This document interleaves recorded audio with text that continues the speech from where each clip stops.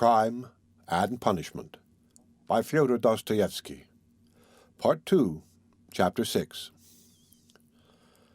But as soon as she went out, he got up, latched the door, undid the parcel which Razumihin had brought in that evening and had tied up again, and began dressing. Strange to say, he seemed immediately to have become perfectly calm, not a trace of his recent delirium, nor of the panic fear that had haunted him of late. It was the first moment of a strange, sudden calm. His movements were precise and definite. A firm purpose was evident in them. Today, he muttered to himself. He understood that he was still weak, but his intense spiritual concentration gave him strength and self-confidence. He hoped, moreover, that he would not fall down in the street. When he had dressed in entirely new clothes, he looked at the money lying on the table, and after a moment's thought, put it in his pocket. It was 25 rubles. He took also all the copper change from the 10 rubles spent by Razumihin on the clothes. Then he softly unlatched the door, went out, slipped downstairs, and glanced in at the open kitchen door. Nastasia was standing with her back to him, blowing up the landlady's samovar. She heard nothing. Who would have dreamed of his going out indeed? A minute later he was in the street. It was nearly 8 o'clock. The sun was setting. It was as stifling as before, but he eagerly drank in the stinking, dusty town air. His head felt rather dizzy. A sort of savage energy gleamed suddenly in his feverish eyes and his wasted, pale, and yellow face.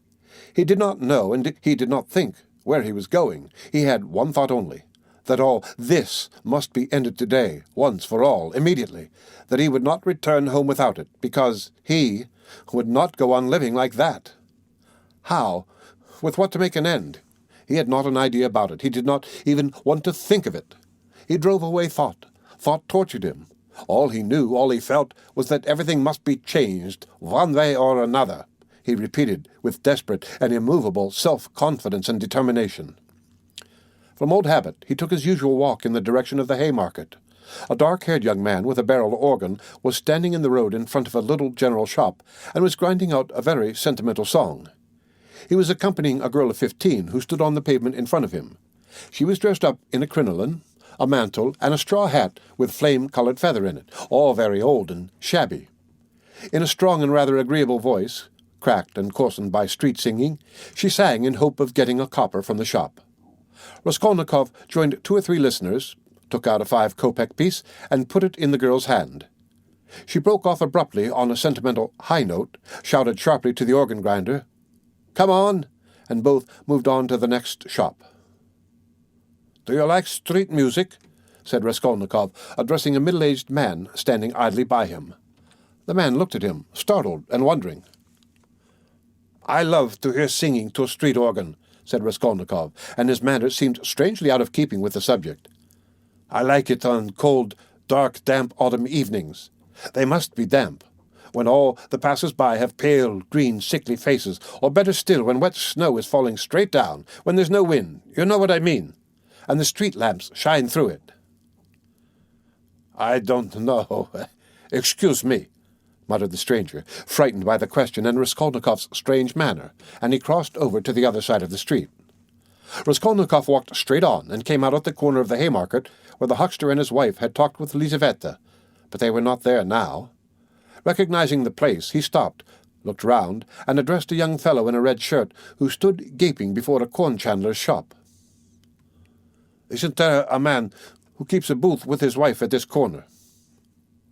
"All sorts of people keep booths here," answered the young man, glancing superciliously at Raskolnikov. "What's his name?" "What he was christened." "Aren't you a Zaraisky man too? Which province?" The young man looked at Raskolnikov again. "It's not a province, Your Excellency, but a district. Graciously forgive me, Your Excellency." "Is that the tavern at the top there?" "Yes, it's an eating-house, and there's a billiard-room, and you'll find princesses there too, la-la." Raskolnikov crossed the square. In that corner there was a dense crowd of peasants.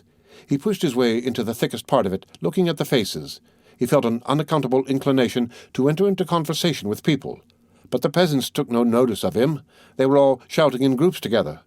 He stood and thought a little, and took a turning to the right in the direction of V. He had often crossed that little street, which turns at an angle, leading from the marketplace to Sadovy Street.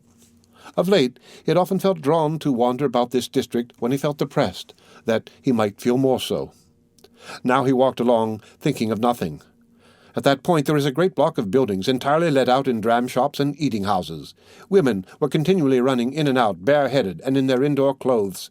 Here and there they gathered in groups on the pavement, especially about the entrances to various festive establishments in the lower stories.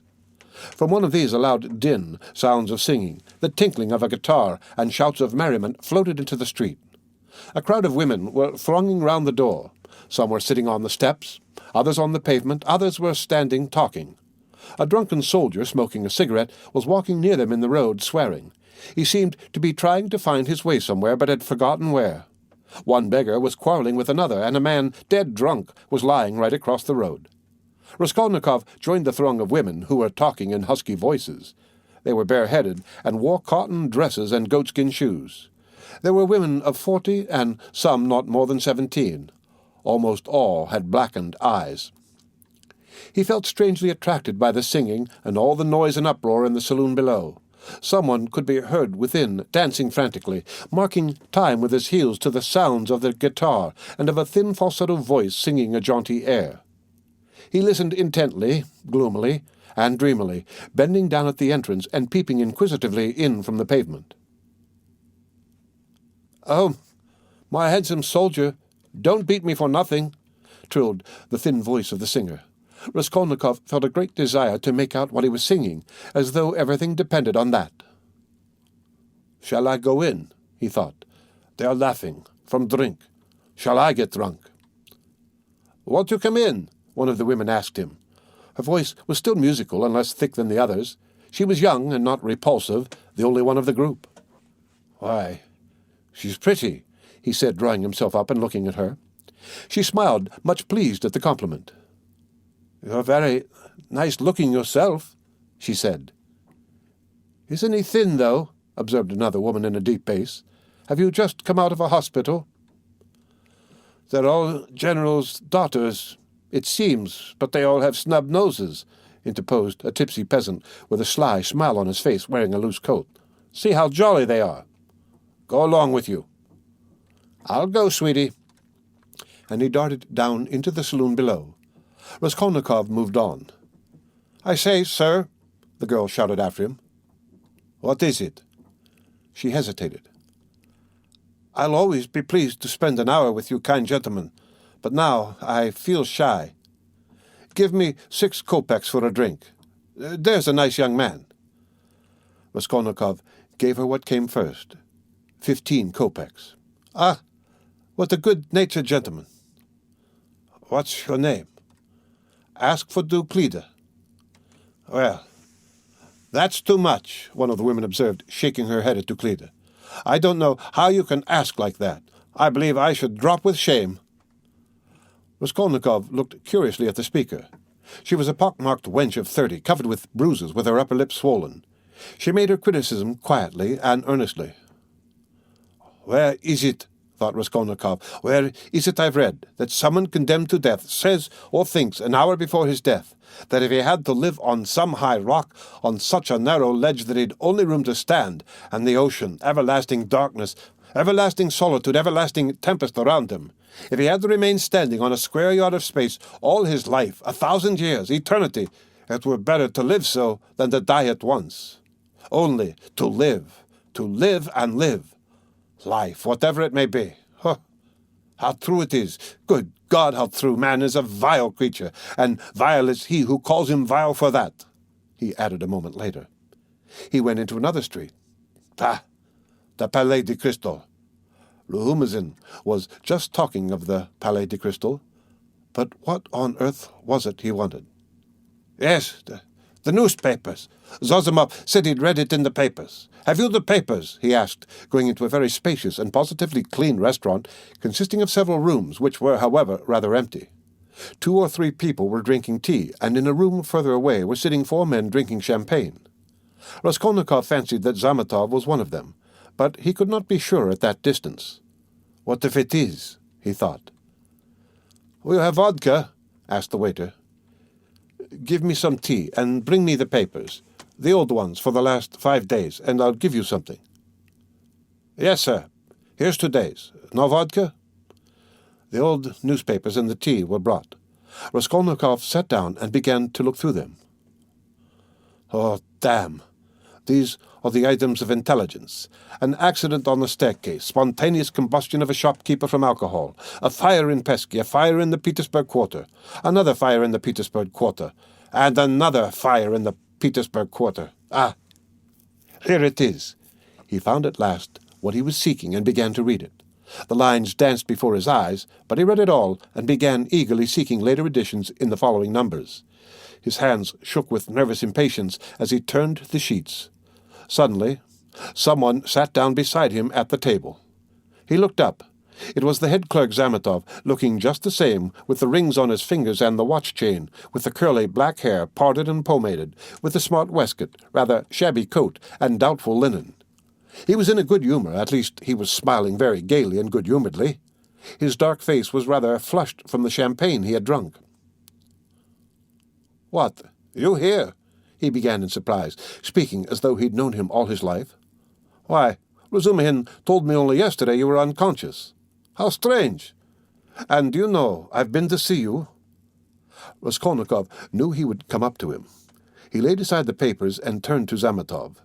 There was a smile on his lips, and a new shade of irritable impatience was apparent in that smile. "I know you have," he answered. "I've heard it. You looked for my sock, and you know Razumihin has lost his heart to you. He says you've been with him to Louise Ivanova's. You know, the woman you tried to befriend, for whom you winked to the explosive lieutenant, and he would not understand. Do you remember? How could he fail to understand? It was quite clear, wasn't it? What a hothead he is. The explosive one. No, your friend Zahumihin. You must have a jolly life, Mr. Zamyotov. Entrance free to the most agreeable places.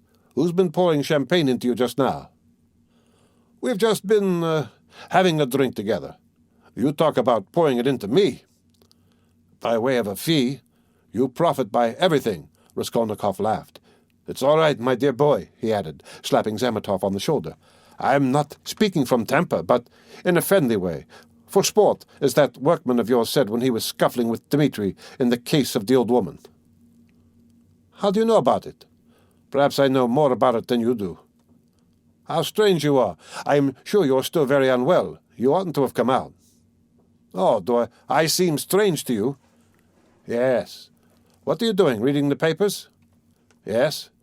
There's a lot about the fires." "No, I am not reading about the fires." Here he looked mysteriously at Zamyotov. His lips were twisted again in a mocking smile. "No, I am not reading about the fires," he went on, winking at Zamyotov. "But confess now, my dear fellow, you're awfully anxious to know what I am reading about?" "I am not in the least. Mayn't I ask a question? Why do you keep on?" "Listen, you are a man of culture and education." "I was in the 6th class at the gymnasium," said Zamyotov with some dignity. "6th class? Ah, my cock sparrow. With your potting and your rings, you are a gentleman of fortune. Phew! What a charming boy!" Here Raskolnikov broke into a nervous laugh right in Zamyotov's face. The latter drew back, more amazed than offended. "Phew! How strange you are!" Zamyotov repeated very seriously. "I can't help thinking you are still delirious." "I am delirious. You are fibbing, my cock sparrow. So, I am strange? You find me curious, do you?" "Yes, curious." "Shall I tell you what I was reading about? What I was looking for? See what a lot of papers I've made them bring me. Suspicious, eh?" "Well, what is it?" "You prick up your ears?" "How do you mean, prick up my ears?" "I'll explain that afterwards. But now, my boy, I declare to you. No, better. I confess. No, that's not right either. I make a deposition and you take it. I depose that I was reading, that I was looking and searching." He screwed up his eyes and paused.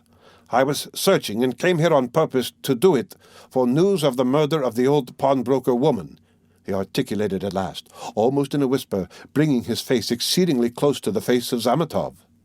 Zamyotov looked at him steadily, without moving or drawing his face away. What struck Zamyotov afterwards as the strangest part of it all was that silence followed for exactly a minute, and that they gazed at one another all the while. "What if you had been reading about it?" he cried at last, perplexed and impatient. "That's no business of mine. What of it?" "The same old woman," Raskolnikov went on in the same whisper, not heeding Zamyotov's explanation, "about whom you were talking in the police office. You remember?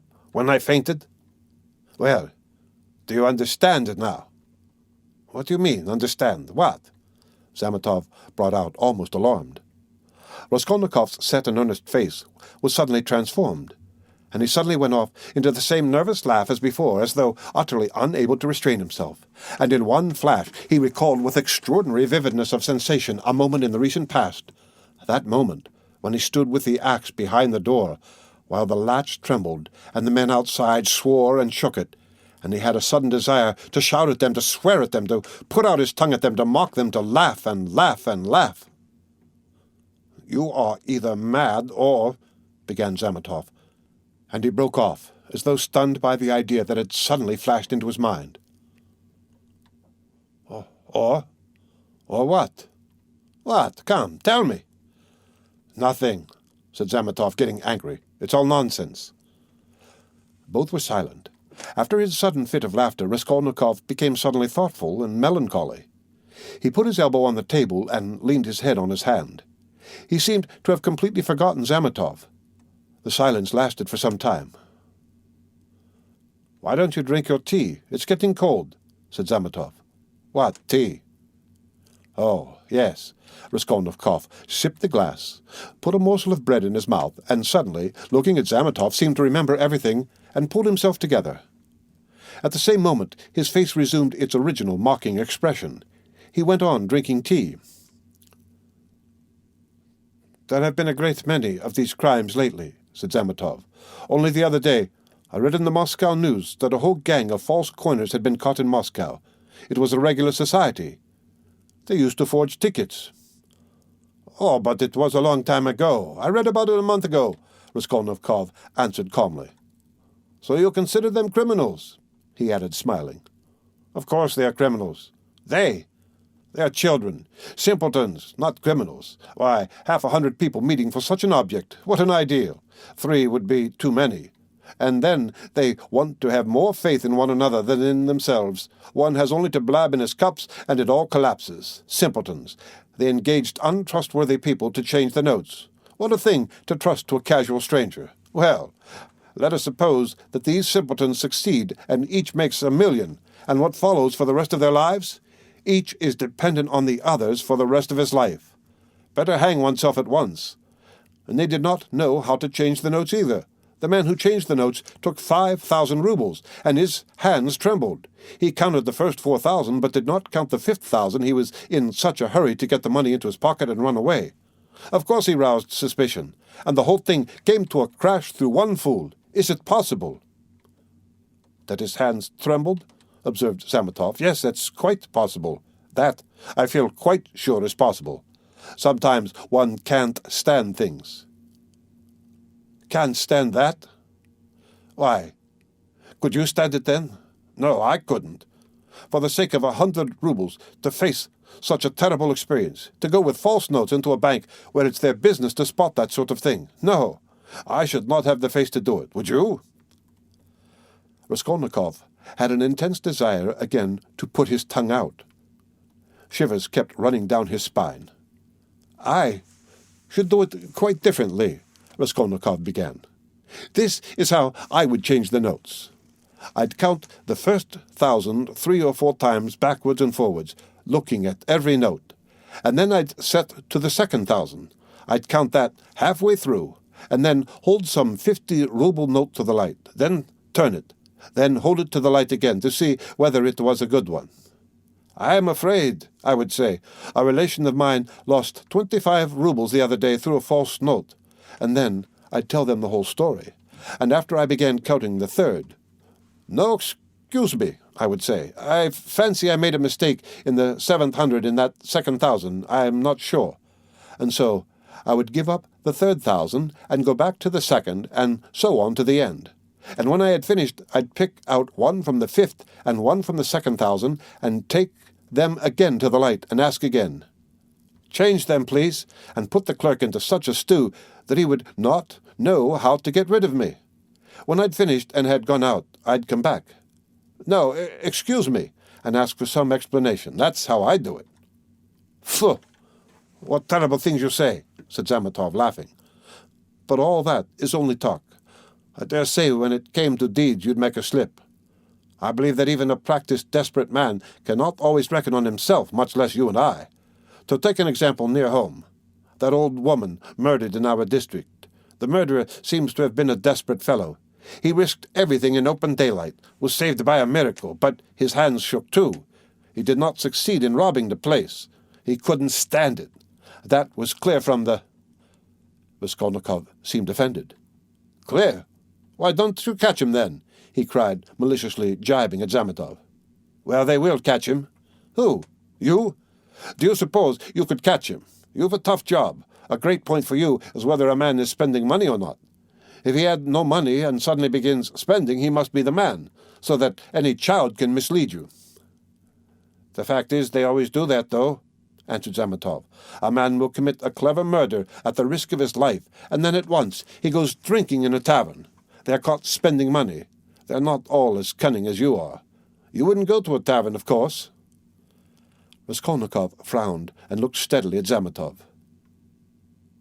You seem to enjoy the subject, and would like to know how I should behave in that case, too, he asked with displeasure. I should like to, Zamyotov answered firmly and seriously. Somewhat too much earnestness began to appear in his words and looks. Very much? Very much. All right, then. This is how I should behave. Raskolnikov began again, bringing his face close to Zamyotov's, again staring at him and speaking in a whisper so that the latter positively shuddered. This is what I should have done. I should have taken the money and jewels. I should have walked out of there and have gone straight to some deserted place with fences round it and scarcely anyone to be seen, some kitchen garden or place of that sort. I should have looked out beforehand some stone weighing 100 weight or more which had been lying in the corner from the time the house was built. I would lift that stone. There would sure to be a hollow under it, and I would put the jewels and money in that hole. Then I'd roll the stone back so that it would look as before, would press it down with my foot and walk away. And for a year, or 2, 3 maybe, I would not touch it, and well, they could search, but there'd be no trace. You're a madman, said Zamyotov, and for some reason he too spoke in a whisper, and moved away from Raskolnikov, whose eyes were glittering. He had turned fearfully pale, and his upper lip was twitching and quivering. He bent down as close as possible to Zamyotov, and his lips began to move without uttering a word. This lasted for half a minute. He knew what he was doing, but could not restrain himself. The terrible word trembled on his lips, like the latch on that door. In another moment it will break out. In another moment he will let it go. He will speak out. And what if it was I who murdered the old woman, Elizaveta? He said suddenly, and realized what he had done. Zamyotov looked wildly at him and turned white as the tablecloth. His face wore a contorted smile. But is it possible? He brought out faintly. Raskolnikov looked wrathfully at him. Own up that you believed it. Yes, you did. Not a bit of it. I believe it less than ever now, Zamyotov cried hastily. I've caught my cock sparrow. So you did believe it before, if now you believe it less than ever. Not at all, cried Zamyotov, obviously embarrassed. Have you been frightening me so as to lead up to this? You don't believe it, then? What were you talking about behind my back when I went out of the police office? And why did the explosive lieutenant question me after I fainted? Hey there, he shouted to the waiter, getting up and taking his cap. How much? 30 kopecks, the latter replied, running up. And there is 20 kopecks for vodka. See what a lot of money. He held out his shaking hand to Zamyotov with notes in it. Red notes and blue, 25 rubles. Where did I get them? And where did my new clothes come from? You know I had not a kopeck. You've cross-examined my landlady. I'll be bound. Well, that's enough. Azekoze, till we meet again. He went out, trembling all over from a sort of wild hysterical sensation in which there was an element of insufferable rapture. yet he was gloomy and terribly tired. His face was twisted as after a fit. His fatigue increased rapidly. Any shock, any irritating sensation stimulated and revived his energies at once. But his strength failed as quickly when the stimulus was removed. Zamyotov, left alone, sat for a long time in the same place, plunged in thought. Raskolnikov had unwittingly worked a revolution in his brain on a certain point and had made up his mind for him conclusively. Ilya Petrovitch is a blockhead, he decided. Raskolnikov had hardly opened the door of the restaurant when he stumbled against Razumihin on the steps. They did not see each other till they almost knocked against each other. For a moment they stood looking each other up and down. Razumihin was greatly astounded. Then anger, real anger, gleamed fiercely in his eyes. "So here you are," he shouted at the top of his voice. "You ran away from your bed, and here I've been looking for you under the sofa. We went up to the garret. I almost beat Nastasia on your account. And here he is after all. Radya, what is the meaning of it? Tell me the whole truth. Confess, do you hear?" "It means that I'm sick to death of you all, and I want to be alone," Raskolnikov answered calmly. "Alone? When you're not able to walk? When your face is as white as a sheet, and you are gasping for breath? Idiot! What have you been doing in the Palais de Cristal? Own up at once." "Let me go," said Raskolnikov, and tried to pass him. This was too much for Razumihin. He gripped him firmly by the shoulder. "Let you go? You dare tell me to let you go? Do you know what I'll do with you directly? I'll pick you up, tie you up in a bundle, carry you home under my arm, and lock you up." "Listen, Razumihin," Raskolnikov began quietly, apparently calm. "Can't you see that I don't want your benevolence? A strange desire you have to shower benefits on a man who curses them, who feels them a burden, in fact. Why did you seek me out at the beginning of my illness? Maybe I was very glad to die. Didn't I tell you plainly enough today that you were torturing me, that I was sick of you? You seem to want to torture people. I assure you that all that is seriously hindering my recovery because it's continually irritating me. You saw Zossimov went away just now to avoid irritating me. You leave me alone too, for goodness sake. What right have you indeed to keep me by force? Don't you see that I am in possession of all my faculties now? How can I persuade you not to persecute me with your kindness? I may be ungrateful, I may be mean, only let me be, for God's sake, let me be. Let me be, let me be." He began calmly, gloating beforehand over the venomous phrases he was about to utter, but finished, panting for breath in a frenzy, as he had been with Lutzin. Razumihin stood a moment, thought, and let his hand drop. "Well, go to hell then," he said gently and thoughtfully. "Stay," he roared as Raskolnikov was about to move. "Listen to me. Let me tell you that you're all a set of babbling, posing idiots. If you've any little trouble, you brood over it like a hen over an egg, and you are plagiarists even in that. There isn't a sign of independent life in you. You're made of spermaceti ointment, and you've lymph in your veins instead of blood. I don't believe in any one of you. In any circumstances, the first thing for all of you is to be unlike a human being." "Stop!" he cried with redoubled fury, noticing that Raskolnikov was again making a movement. "Hear me out. You know I'm having a housewarming this evening. I dare say they've arrived by now. But I left my uncle there. I just ran in to receive the guests. And if you want a fool, a common fool, a perfect fool, if you were an original instead of a translation, you see, Rodya, I recognize you're a clever fellow, but you're a fool. And if you weren't a fool, you'd come round to me this evening instead of wearing out your boots in the street. Since you have gone out, there's no help for it. I'd give you a snug, easy chair. My landlady has one, a cup of tea, company. Or you could lie on the sofa. Anyway, you would be with us. Zossimov will be there too. Will you come?" "No." "Rubbish," Razumihin shouted, out of patience. "How do you know? You can't answer for yourself. You don't know anything about it. Thousands of times I've fought tooth and nail with people and run back to them afterwards. One feels ashamed and goes back to a man. So remember, Pochinkov's house on the 3rd story." "Why?" "Mr. Razumihin, I do believe you'd let anybody beat you from sheer benevolence." "Beat? Who, me? I'd twist his nose off at the mere idea. Pochinkov's house, 47, Babushkin's flat." "I shall not come, Razumihin." Raskolnikov turned and walked away. "I bet you will," Razumhin shouted after him. "I refuse to know you if you don't. Stay. Hey, is Zamyotov in there?" "Yes." "Did you see him?" "Yes." "Talk to him?" "Yes." "What about?" "Confound you, don't tell me then. Pochinkov's house, 47 Babushkin's flat. Remember." Raskolnikov walked on and turned the corner into Sadovy Street.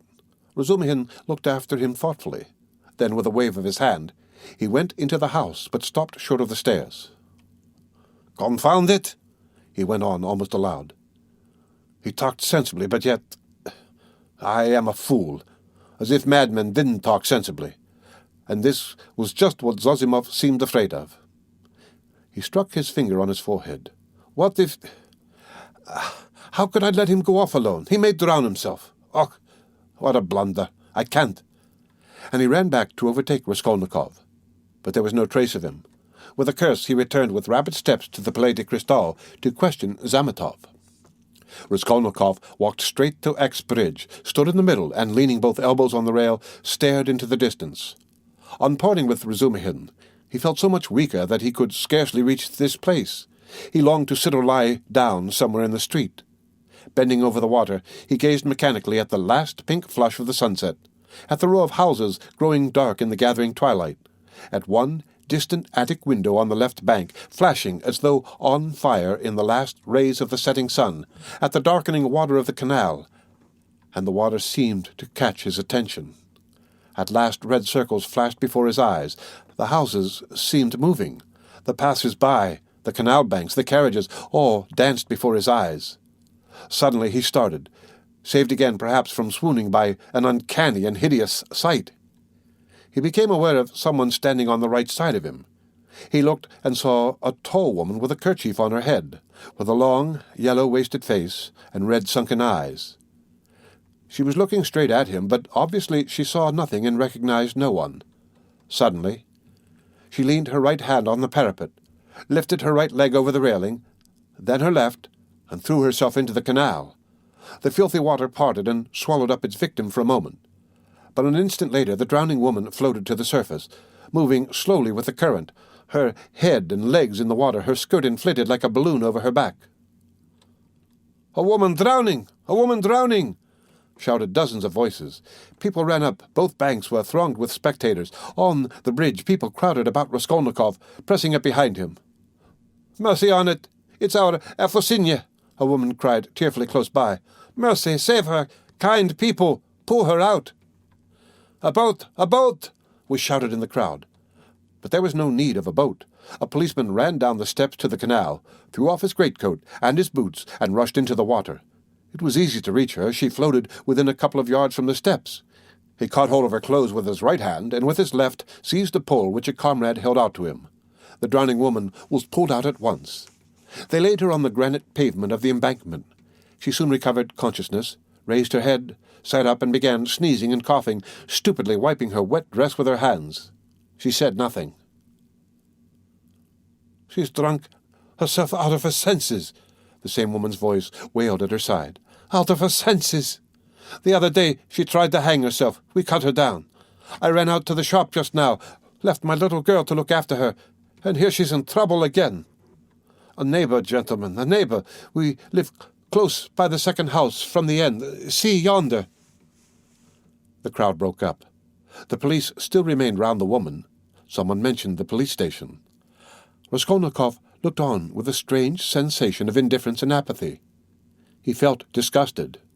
"No, that's loathsome water. It's not good enough," he muttered to himself. "Nothing will come of it," he added. "No use to wait. What about the police office? And why isn't Zamyotov at the police office? The police office is open till 10 o'clock. He turned his back to the railing and looked about him. "Very well, then," he said resolutely. He moved from the bridge and walked in the direction of the police office. His heart felt hollow and empty. He did not want to think. Even his depression had passed. There was not a trace now of the energy with which he had set out to make an end of it all. Complete apathy had succeeded to it. Well, it is a way out of it. he thought, walking slowly and listlessly along the canal bank. "Anyway, I'll make an end, for I want to. But is it the way out? What does it matter?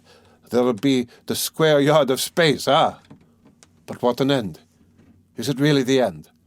Shall I tell them or not? Oh, damn how tired I am. If I could find somewhere to sit or lie down soon. What I am most ashamed of is its being so stupid. But I don't care about that either. What idiotic ideas come into one's head." To reach the police office, he had to go straight forward and take the second turning to the left. It was only a few paces away.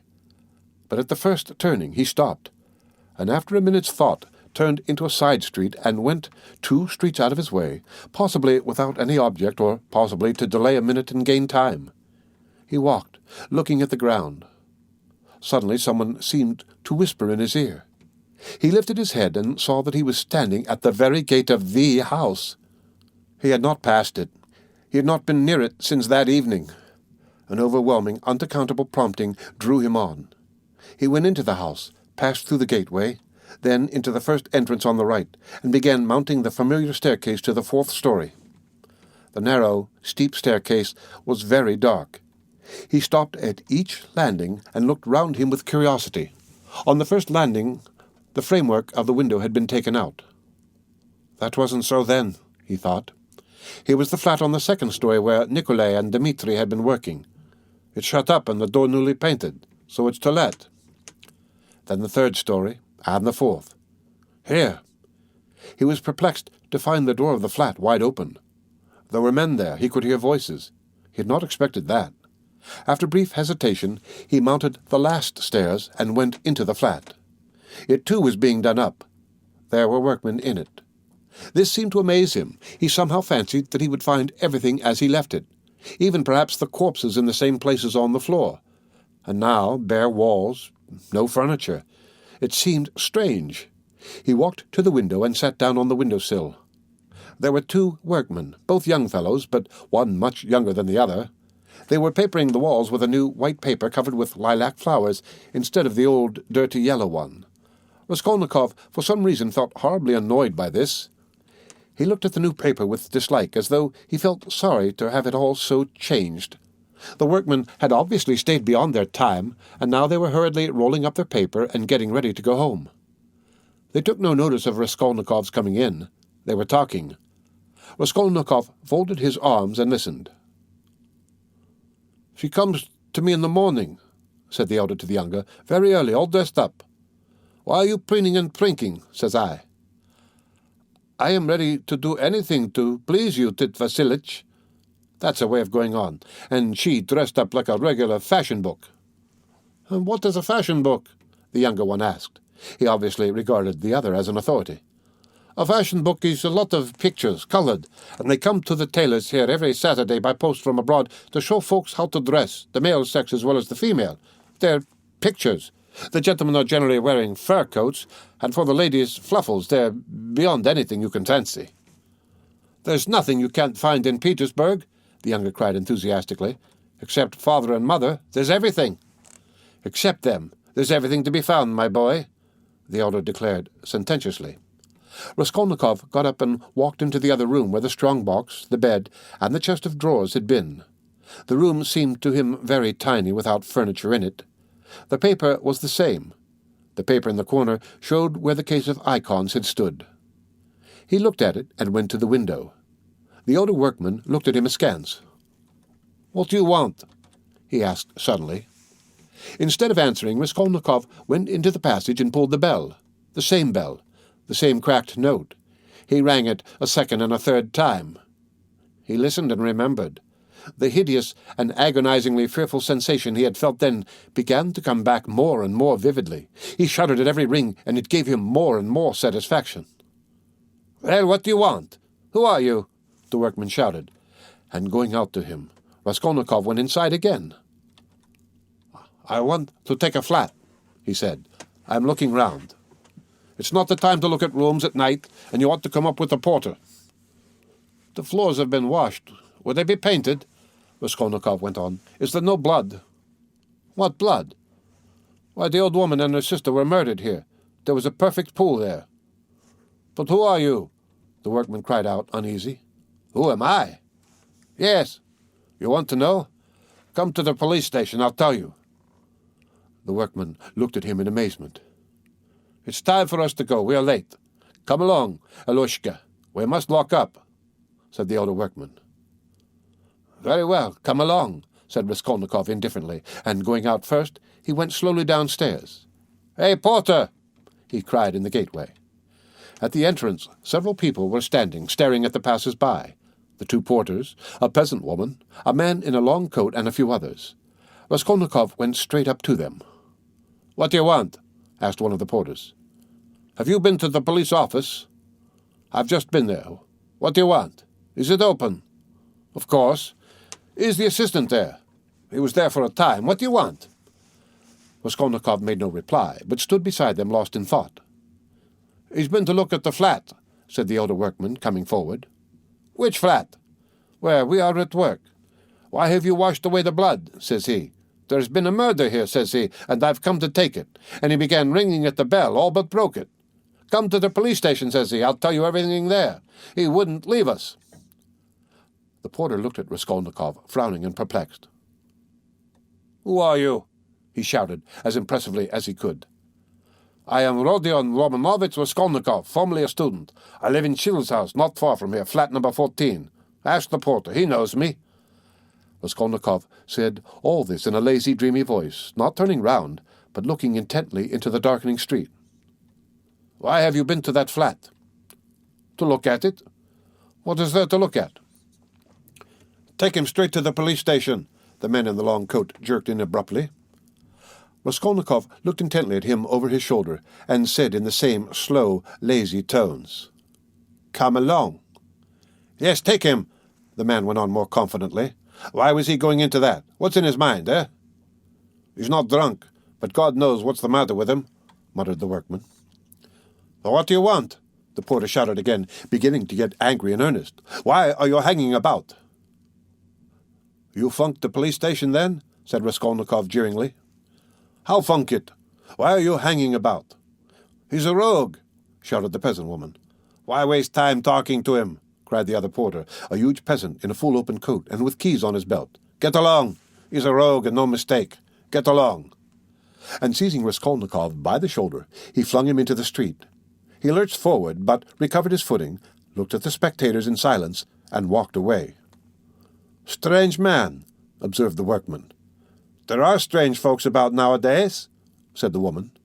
You should have taken him to the police station all the same, said the man in the long coat. Better have nothing to do with him, decided the big porter. A regular rogue. Just what he wants, you may be sure, but once take him up, you won't get rid of him. We know the sort. Shall I go there or not? Thought Raskolnikov, standing in the middle of the thoroughfare at the crossroads, and he looked about him, as though expecting from someone a decisive word. But no sound came. All was dead and silent, like the stones on which he walked, dead to him alone. All at once, at the end of the street, 200 yards away, in the gathering dusk, he saw a crowd and heard talk and shouts. In the middle of the crowd stood a carriage. A light gleamed in the middle of the street. What is it? Raskolnikov turned to the right and went up to the crowd. He seemed to clutch at everything and smiled coldly when he recognized it, for he had fully made up his mind to go to the police station and knew that it would all soon be over.